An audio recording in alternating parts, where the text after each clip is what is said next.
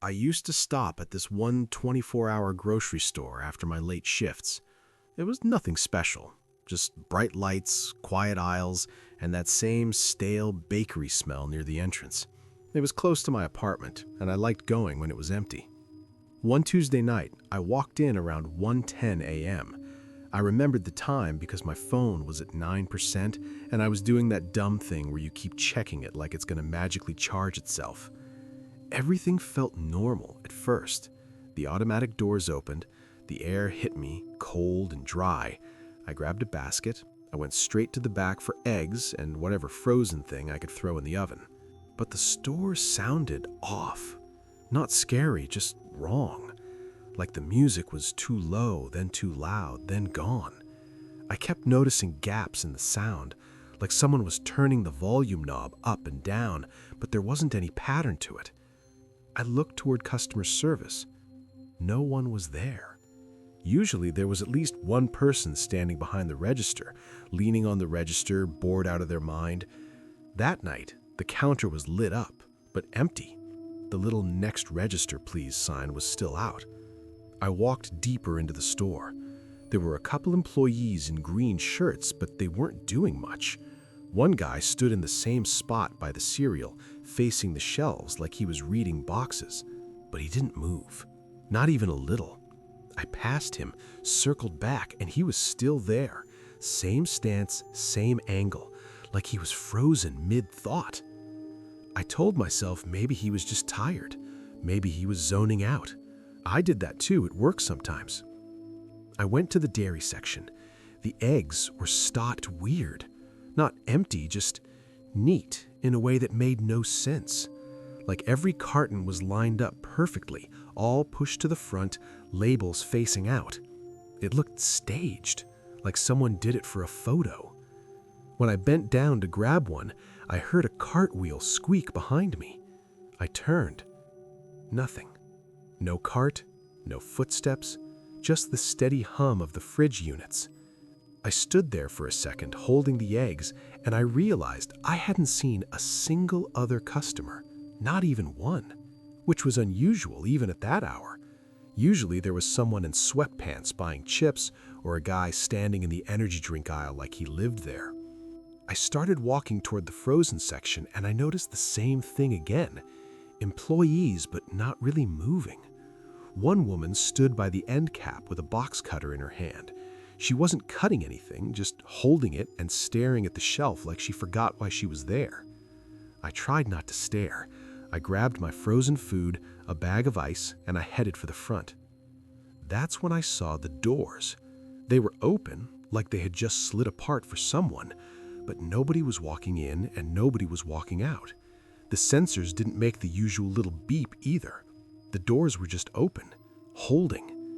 And I got this small, stupid thought in my head, like what if I walked outside and they didn't close behind me? I stood there for a second, staring at the doors like an idiot. Nothing happened. They stayed open. No breeze came in, no car headlights passed outside. It looked like a frozen image. I shook it off and walked toward the registers. My shoes sounded way too loud on the tile. It echoed more than usual, like the ceiling was higher than I remembered. There was still no cashier in sight. All the lanes were lit up, screens glowing, conveyor belts empty. I waited a few seconds, thinking someone would pop out from the back. Nobody did. I cleared my throat, said, "Hello?" My voice sounded thin in the space. From somewhere behind customer service, I heard a drawer slide shut. Slow, careful, like someone didn't want to make noise. "Yeah?" a guy said. He didn't sound close, more like he was talking through a wall. I said I was ready to check out. A few seconds passed, then a guy walked out from the side hallway. He looked normal enough, maybe mid-20s, green shirt, name tag flipped backwards so I couldn't read it. He didn't make eye contact at first, just walked straight to register 3 and stood there waiting. I rolled my basket over, put my stuff on the belt. He scanned the eggs, then stopped, stared at the screen for longer than necessary. "You come in late a lot?" he asked. "Yeah," I said. "Work runs late." He nodded slowly, like he was processing that way too hard. You always buy the same stuff? I didn't love that question. Not in a bad way, just weird. I said maybe. I didn't really pay attention. He scanned the frozen bag, paused again. People like patterns, he said. Not to me exactly, more like he was thinking out loud. I waited for him to finish the sentence. He didn't. The total popped up. I paid, he handed me the receipt, but instead of letting go, he held on to it for a second longer than normal. Our fingers touched. His hand was cold. Have a good night, he said. Flat. No smile. I took the bags and walked toward the exit. The doors were still open, not sliding, not reacting, just open. I slowed down as I got closer, half expected them to suddenly close on me or something dumb like that. They didn't. I stepped outside. The parking lot was empty. Not a single car, not even mine at first glance. The lights were on, buzzing softly. Wind pushed a plastic bag across the pavement. Then I saw my car. It was there, just parked farther down than I remembered. When I turned back toward the store, the doors were closed now, normal, reflective, like nothing had happened. I stood there longer than I meant to, just listening. The store looked quiet inside, too quiet. No movement near the registers, no silhouettes. I left driving home and tried to forget about it. 2 nights later, I went back. I told myself it was convenience, same route home, same tired brain, but part of me wanted to see if it would feel normal again. It didn't. The music was off completely this time. No hum, no soft pop songs, just refrigeration noise and distant buzzing lights. There were more employees than before, but they were spread out in weird ways. One stood blocking half an aisle with a cart and didn't move when I came down toward him. I had to squeeze past. He didn't acknowledge me at all. Another was restocking soup, but every can was already full. She kept lifting a can, putting it back in the exact same spot over and over. I pretended to check my phone so I didn't have to look at her. When I reached the back aisle, I noticed something that made my stomach tighten. The eggs were lined up the exact same way as last time. Every carton forward, perfectly aligned, not one out of place. I stood there holding my basket, feeling stupid for even caring. But I didn't grab eggs this time. I left the aisle empty-handed. I told myself I was overthinking things, and that if I kept feeding it, I'd just make it bigger in my head. So I stopped at a different store across town. It was louder, messier, and honestly kinda comforting. About a week later, I forgot. I was tired. My brain was on autopilot. I made the same turn, parked in the same lot, and didn't realize where I was until I was already walking toward the doors. I almost turned around, but nothing looked wrong from the outside. Lights normal, a couple cars in the lot this time. The doors opened like they should, so I went in. The first thing I noticed was the smell. The bakery smell was stronger, almost sweet in a fake way, like someone sprayed something to cover up something else. The second thing was the silence. Not even the fridge hum felt as loud. It was like the sound got swallowed. There were customers this time, 2 of them, a woman near produce and a guy by the drinks. That should have made me feel better. It didn't. They both moved slow. Not old people slow. More like they were distracted, like they were listening to something I couldn't hear. The woman kept picking up the same apple and putting it back down. The guy stood staring into the cooler with the door open, fog rolling out around his hand. I grabbed a couple things fast. I stayed in the middle aisles. I didn't go near the eggs. As I walked past the cereal aisle, I noticed the same employee from the first night. Same build, same hair, same blank posture, standing in the same spot, facing the same shelf. He didn't look older, didn't look different at all. That's when I felt that cold, crawling feeling in my chest, the kind you get when something clicks but you don't want to say it out loud. I kept moving. At the checkout, the same guy was working register 3. Same backwards name tag, same flat voice. "You're back," he said. "Yeah," I said. I didn't know what else to say. "You didn't buy eggs." I froze for half a second, just enough for him to notice. "I didn't need them," I said. He stared at the screen while scanning, longer than before. "You changed the pattern." I laughed a little, trying to keep it light. "Man, it's just groceries." He didn't react. "You notice things when they change," he said. "Most people don't." I paid quickly and grabbed my bag. When I turned toward the exit, I saw the 2 customers from earlier standing near the doors now. Just standing, not leaving, not talking, not looking at anything specific. They were blocking the sensors. The doors stayed closed.